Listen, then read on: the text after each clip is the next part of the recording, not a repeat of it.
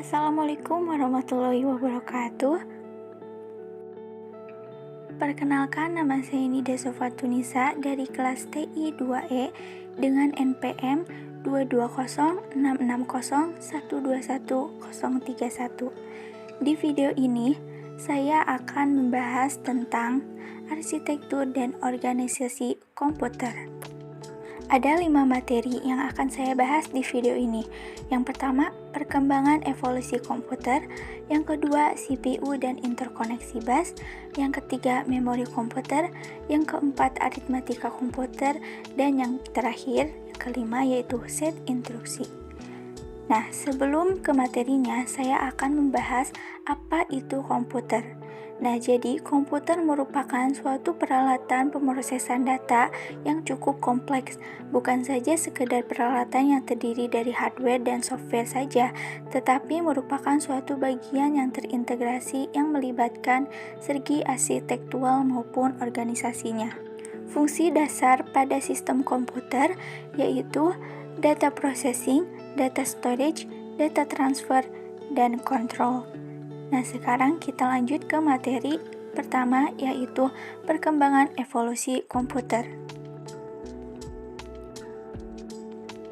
Sejarah perkembangan generasi komputer.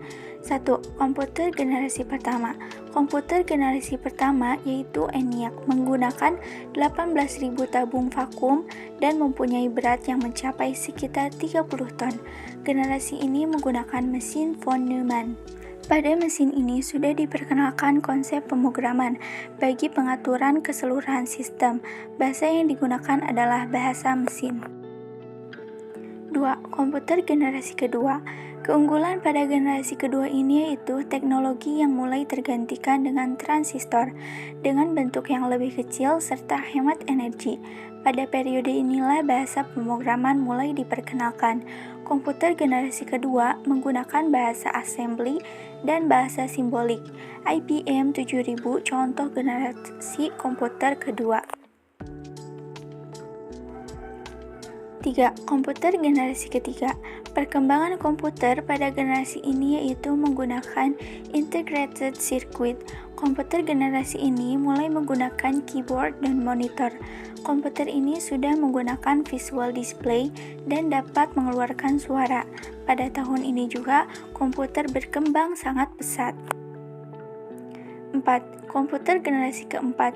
Perkembangan komputer generasi keempat ini menggunakan mikroprosesor sebagai komponen dasar komputer. Contoh komputer generasi keempat yaitu laptop. Yang terakhir, yang kelima yaitu komputer generasi kelima. Komputer generasi kelima ini masih dalam tahap pembangunan. Generasi komputer ini sangat canggih dengan teknologi yang dibuat dengan kecerdasan buatan atau yang disebut dengan artificial intelligence. Selanjutnya, kita akan membahas materi yang kedua yaitu CPU dan interkoneksi bus. CPU, Central Processing Unit, adalah komponen keras atau perangkat hardware pemroses data utama dalam sebuah komputer. CPU dapat disebut sebagai otak komputer karena CPU mengatur semua aktivitas dan jalannya semua program, termasuk aplikasi atau software di dalamnya. Fungsi utama dari CPU adalah melakukan operasi aritmatika dan logika terhadap data yang diambil dari memori atau dari informasi yang diberikan melalui beberapa perangkat keras. Interkoneksi bus. Bus adalah sarana perangkat atau saluran yang terdapat dalam sebuah mikroprosesor CPU yang menghubungkan antara mikroprosesor tersebut dengan dunia luar. Interkoneksi bus adalah bagian dari sistem komputer yang berfungsi untuk menghubungkan antar perangkat utama pada komputer guna memindahkan data antar bagian-bagian dalam sistem komputer. Pada setiap mikroprosesor atau CPU, selalu terdapat 3 sistem bus dasar yaitu data bus, address bus, dan control bus. Selanjutnya, ke materi yang ketiga yaitu memori komputer. Memori komputer adalah setiap perangkat fisik yang digunakan untuk menyimpan data, informasi, atau instruksi sementara atau permanen. Memori digunakan untuk menyimpan data atau program yang akan diproses oleh prosesor. Fitur dan karakteristik memori komputer. Fitur pada memori komputer diantaranya 1. Lokasi memori, 2. Kapasitas memori, 3. Unit transfer, 4. Metode akses, dan 5. Kinerja memori. Lalu, karakteristik penting dari sistem memori yang digunakan pada sistem komputer adalah 1. Lokasi, 2. Kapasitas, 3. Satuan transfer, 4. Metode akses, 5. Kinerja, 6. Tipe fisik, dan 7. Karakteristik fisik. Penyimpanan pada memori komputer. Memori pada sistem komputer dapat dibedakan menjadi 1. Internal memory. Internal memory adalah bentuk memori yang dipasang menyatu dengan prosesor. Jenis-jenis penyimpanan internal memory yaitu RAM, Random Access Memory, ROM, Read-Only Memory, dan SSD, Solid State Drive.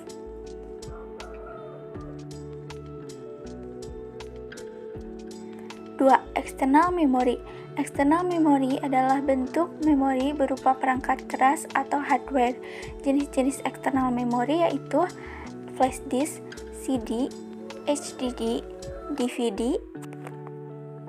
Lalu ada memory card, disket, pita magnetik, dan cold storage. Selanjutnya yaitu materi keempat, yaitu aritmatika komputer.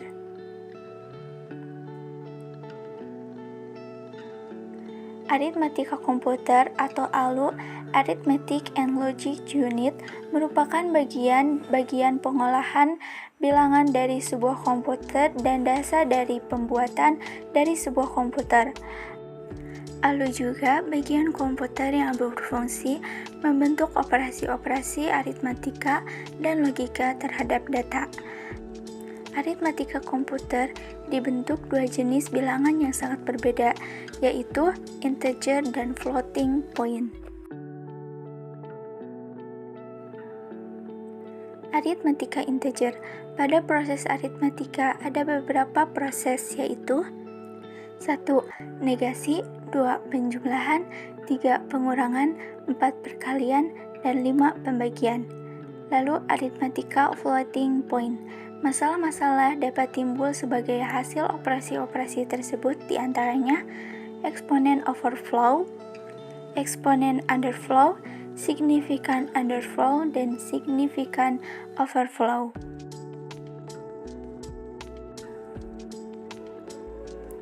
Konversi bilangan. Konversi bilangan dalam aritmatika komputer terbagi menjadi 1. Desimal, angkanya sebagai berikut, 2. Biner, 3. Oktal, 4. Heksadesimal. Konversi antar bilangan. 1. Konversi bilangan desimal ke biner. Cara konversinya sebagai berikut. 2. Konversi bilangan desimal ke oktal. Cara konversinya sebagai berikut. Ketiga, konversi bilangan desimal ke heksadesimal, konversinya sebagai berikut. 4. Konversi bilangan biner ke desimal dengan cara konversinya. 5. Konversi bilangan biner ke oktal dengan cara konversinya. 6. Konversi bilangan biner ke heksadesimal dengan cara konversinya. 7. Konversi bilangan oktal ke biner dengan cara konversinya. Lalu yang ke-8 yaitu konversi bilangan oktal ke desimal.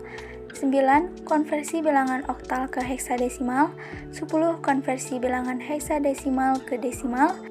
11. Konversi bilangan heksadesimal ke biner. Dan 12 yaitu konversi bilangan heksadesimal ke oktal. Selanjutnya kita ke materi yang terakhir, ke materi 5 yaitu set instruksi.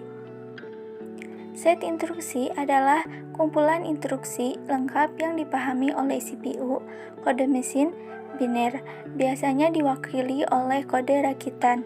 Set instruksi juga disebut dengan ISA, Instruction Set Architecture.